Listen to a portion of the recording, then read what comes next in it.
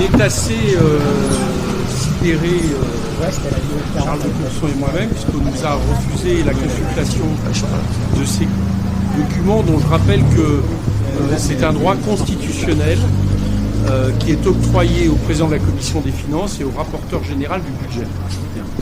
On nous les a refusés alors même qu'il y a eu un précédent avec M. de Saint-Martin qui était venu les demander.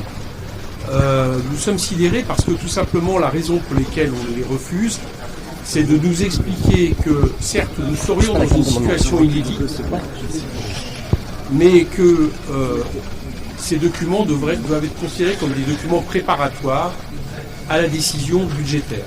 Je rappelle que ces documents, il s'agit de lettres de plafond qui ont été signés par le Premier ministre Gabriel Attal et transmis à l'ensemble des ministères. Donc on ne peut pas dire que ces documents seraient l'équivalent de je ne sais quelle note d'une direction permettant de préparer le budget. C'est des courriers qui ont été assumés par le Premier ministre et transmis à tous les ministères.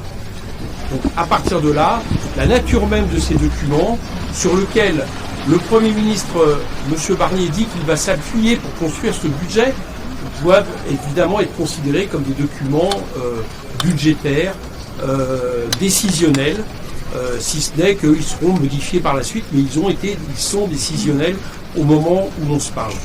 Donc cette décision, elle est, j'allais dire, un déni de plus des droits du Parlement. C'est une succession de dénis. Nous avons eu le premier déni qui a consisté à prendre 2 mois de retard pour nous transmettre un document budgétaire qui s'appelle le tir à part. Je dis 2 mois, je suis d'ailleurs très certainement pessimiste parce qu'à ce stade, on ne sait pas quand on va l'avoir. Déni, puisqu'on nous promet que le budget sera déposé à l'Assemblée nationale avec au moins de 8 jours de retard par rapport à ce qui est normalement prévu.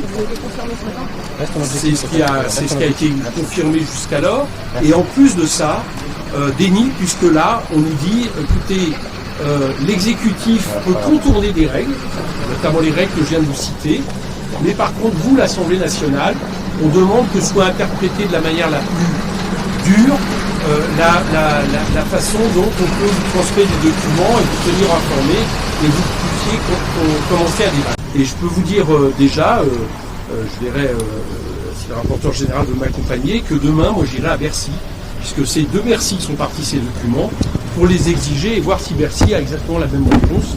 Mais cette situation devient absolument insupportable, intenable et non compréhensible.